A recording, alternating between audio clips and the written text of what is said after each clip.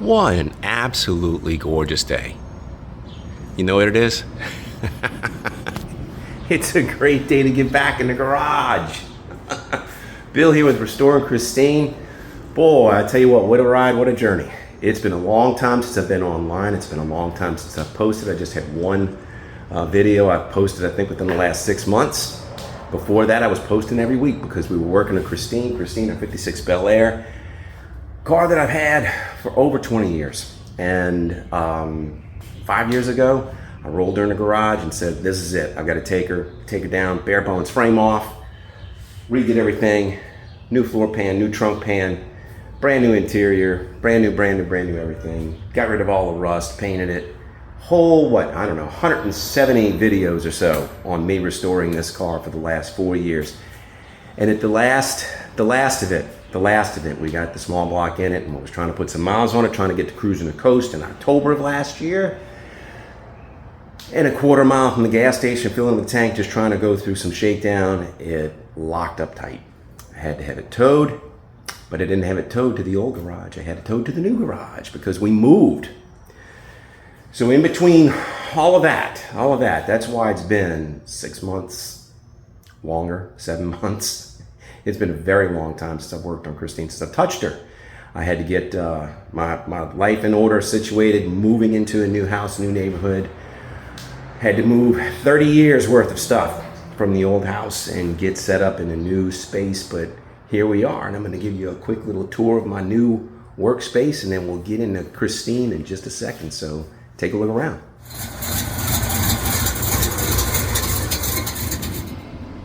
So the new garage is a 3-bay garage. It's basically 2.5 cars. They call it a 3, but it's not really. It's 2.5 or so. But I've got Christine here, and then I've got space to work. It's a lot bigger than my old garage. 1, 2, 3 garage doors. I have a new space set up for my workbench. I used to have just I had a bench off on the side of my old garage, and that's where I used to do everything. And I had some storage cabinets up top, left and right. But I had all of my tools in this one roller cabinet. And then the rest of them all strewn about. But so when I moved into this space, I took a closet. I took a little closet space, a little area like this, and I got me one of these heavy duty tool chests that rolls in place, but it's not gonna roll anymore. I've got it locked down. So I now have all my tools handy and organized. I've got plenty room to work. I've got everything situated just like I want it. So I've been doing so far so good, trying to keep up with it and keep it all in the same in order. The only thing that I have, my chaos of my bench itself, this became kind of a landing zone as we were doing some other things inside of the house, and so I just got to get that little area cleaned up. But this space here is my new work area right there. Got an homage to the old house. It's one of the address plates that used to fly on there. I've got all my license plates that I've collected over the years up on the wall, all of my trimmings and whatnot. I've got my tools organized, my yard tools, all my gardening stuff is all hanging here. And then I've got my compressor finally set up. That was one of the last things, is I got my compressor set up in the corner here, and even though it's kind of jammed up, I've got this motor, this mid-90s Chevy motor. I don't know what to do with just yet, but I'll find a use or a purpose for it. And when I got my compressor set up, my old system was all hard piped in the garage with PEX, and so I did that again. I took the PEX and I ran PEX, and I gave myself a built-in system. So I've got a little port here. And this is all hot right now, so a regulator on this branch. And then it comes around, goes over to here, and I've got me a hose reel. And the hose reel is also off on a branch. Got the regulator cranked up on that one. So we've got air, and I've got power.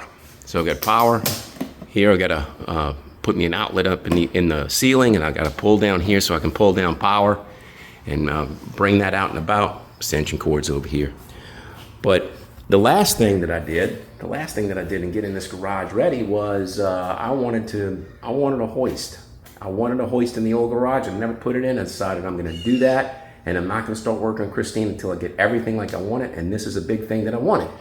is I wanted a hoist. So I've got an overhead gantry that I put in, made out of unistrut. It's got my same Harbor Freight hoist on it, and it's a two-way trolley, so it's on 2 axes. It'll roll all the way out, and then the hoist itself will roll back and forth. I've got the power on a festoon system, so this has full range. It'll go, the bars are about 10 feet and 10 feet, but it'll go about, it'll give me about 7 feet maybe of width and about 4 feet front and back. But this thing works great, you know, so just like that. And some people have looked at this and said, you know, well, is that going to hold up a motor? Can't believe that it will. Well, it will. So one thing that people don't realize is I'm a structural engineer. That's what I do for my day job. I've been doing that for 30-something years. So yes, it's going to work. It's going to work just fine. It's rated just fine for this motor. The motor only weighs about 500 pounds. It's got plenty of support, plenty of capacity. So let me show you Christine's motor that's locked up tight, and then we'll start digging into taking it out. This is the definition of depression right here. So it's a first generation small block. It's a 1970 or so block. It's a 307. It's a 307. I got a brand new Holly on it. I have the HO 305 heads on it. I had it set up. It's like I wanted it orange and black. I just wanted it to look tough and mean. And this is the only motor that has ever been in Christine. It's got new headers on it, block huggers, brand new exhaust. But it was running okay. It wasn't running great.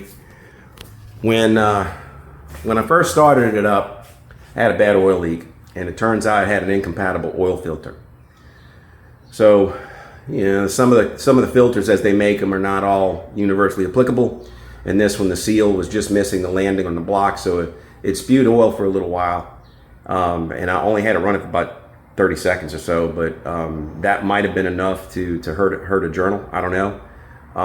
But it always also had a loud clatter, and the clatter, I couldn't figure out what the heck that was. I was changing lifters and I was changing all kinds of things, and then finally got that to where it was mostly quieted down, but not completely. Turned out that it was the retainers, the springs on the heads. I trusted a remanufacturing shop to ship me something that was like completely where you have to take the armature out of it. And I trusted that they were set up right, but as it turns out, the retainers that they had on the springs were the wrong size inner diameter, so they were rattling around. And I think what happened is the time that I had in the motor with those valves clattering around, I think I had a stress fracture develop in one of the valves, and I dropped the head, and that's what I'm betting I'm going to find. So I'm going to find a broken valve inside of this motor. So in order to figure this out, I didn't want to do an autopsy without pulling a motor out. So what I'm going to do is I am going to pull this motor out today and get it set up on the engine stand, and then we'll take it apart and see where it goes. So here we go. All right, after about an hour into it, I got the drive shaft dropped. I got the transmission disconnected and ready to pull it out. So drive shaft is pulled back. Transmission only 4 bolts, and then the backup wiring, reverse light wiring, and then the shifter from inside. It's a Hoist 4-speed shifter, so I had 2 bolts on that, and the speedometer cable. Transmission's ready to drop out, so I'm going to put the jack underneath it, slide it back. This motor is sitting on 4 points, so that's one of the reasons why I got to do it this way. The bell housing has two ears on the back, and then the motor mounts are in the front. I don't know if you can see that bolt there. Yeah. So it's 2 front motor mounts, 2 rear motor mounts on the bell housing, and then the motor comes out. So the motor's 4 points, transmission's no points. The transmission just hangs on the bell housing. So I would have to figure out some sort of way to pull it out, and I don't want to try to pull all this forward with the transmission on it. So anyway, let me get the transmission out, and we'll take the next step. All right, I got it out, but not without making a monstrous mess. The rear tail piece just gave up all the oil, gear oil. So I got it out, and it was stuck. It was wedged. I don't know what the hell happened. I mean, it was hard to. I had to take a 2x4 and pound on the front from the front of the car and pound it back, but I was able to get it out. So now I think I'm going to clean up this oil mess. For one, disconnect the exhaust. I guess disconnect the bolts from the 2 dog ears at the back of the motor, and then start pulling off things from the top and getting it ready to come out. So I got to drain fluids. I'm not going to drain the oil. I'm going to leave the oil in the motor, but I'm going to drain the coolant. Yeah, I mean, just keep going. So I had some nuisance oil leaks that I could never figure out, and it was like, you can see a drip over there on my exhaust. The exhaust is getting splashed. I pulled this transmission out towards the end, and after I'd already redone it, all the seals, I came back to it and I did some more work on it. You can see this front of this transmission is dry. So whatever fluid leaks I had on the motor are from the motor itself. All right, everything on the bottom side is disconnected. The exhaust, you can see the gap there. My clutch linkage is down. Exhaust is disconnected on the other side. Wires to the starter are still attached. The starter's still on. It bolts to the bell housing. Yeah, but that's it for underneath the car. So I'm gonna lower it, take it off the jack stands. I had jack stands up underneath the A-frames. So I'm gonna lower it, take it off the jack stands, and start draining the fluid and get the top side. Well, my pretty day turned to rain. Oh well, it's not a pretty day anymore. I got everything disconnected about as much as I can. I'm fighting the front engine mounts.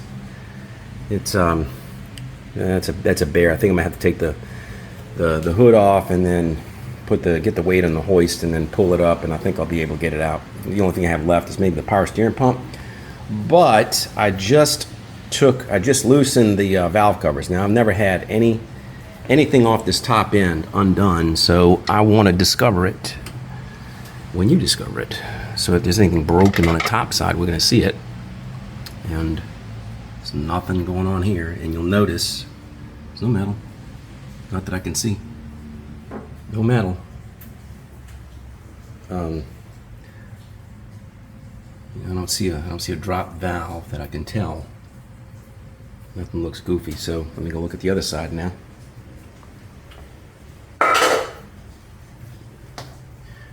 Oh, this has been so frustrating.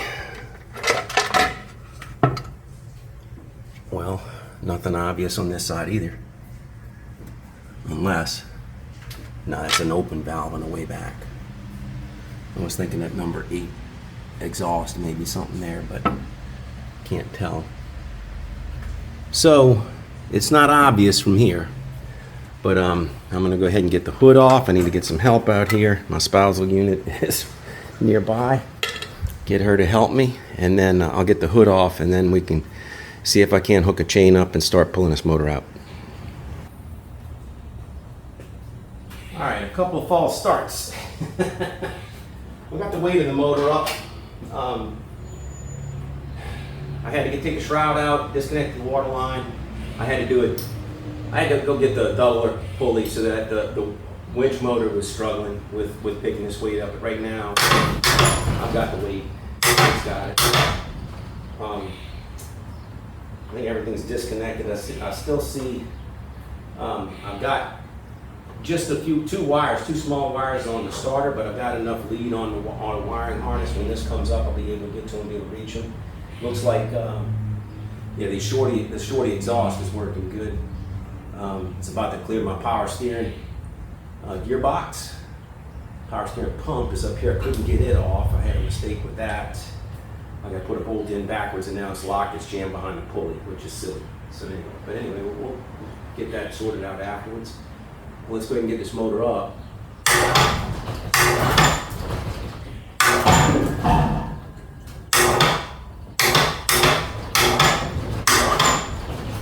Just taking my time.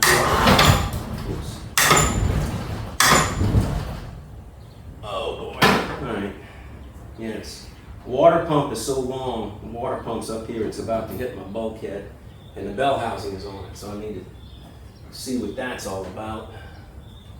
I don't know that I'll be able to clear it I might have to pull the water pump off. I think I will have to. All right, let me go ahead and do that. I'll pull the water pump off and then we'll be able to get this off. All right, everything's off, water pump's off. I was able to get the power steering pump off because the reason why I couldn't get it off before is the bolts for the bracket that were holding it on were behind the strut tower for the front engine mount. So now that the motor is up, I was able to get it off. I got the starter wires disconnected, the water temperature setting unit is disconnected, the hoist is holding the weight of the motor. Now it's just a matter of just pulling this thing up. Hopefully my bottom pulley, I might need to pull my bottom pulley off, but it's close. We'll see what happens. Probably need to pull that off too, unless I turn it sideways. I don't know. We'll see.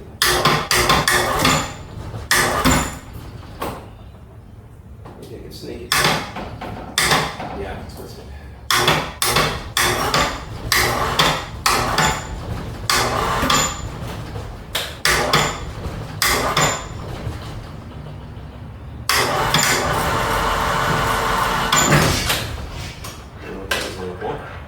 But okay. And I got another 6-8 inches, and then hopefully it'll clear the fender when I come out.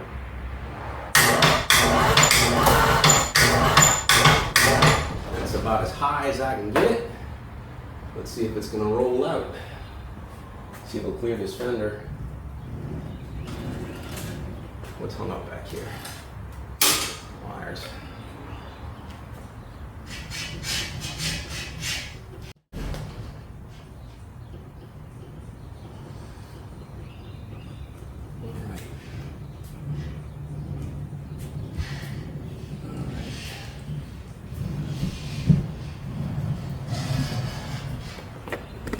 All right, you were all up in it. Well, that's it. Okay.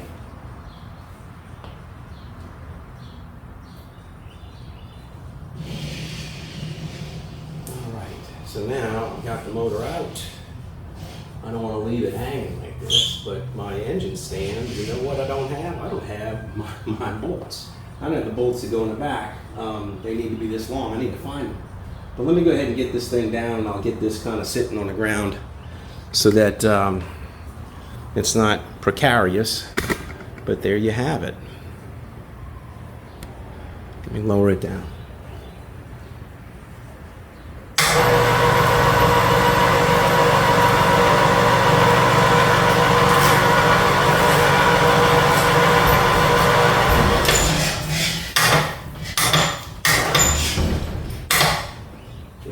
Just touching. There we go. All right.